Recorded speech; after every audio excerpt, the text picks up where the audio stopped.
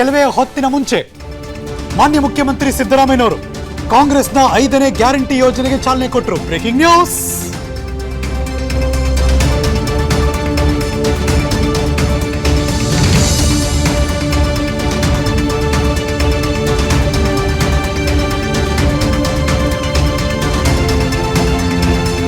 Registrations are open, will be open.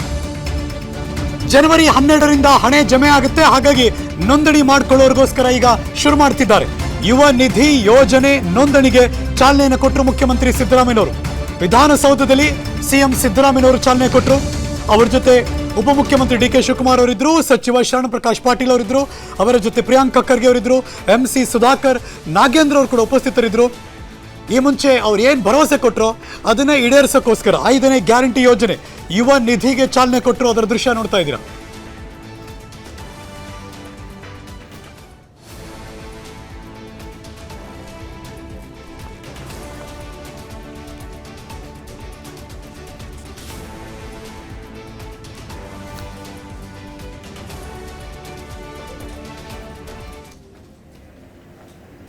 ಅಧಿಕಾರಿಗಳೇ,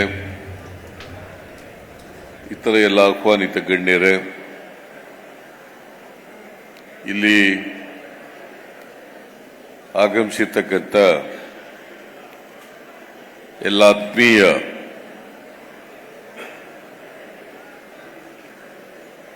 ಸೋದರ ಸೋದರಿಯರೇ,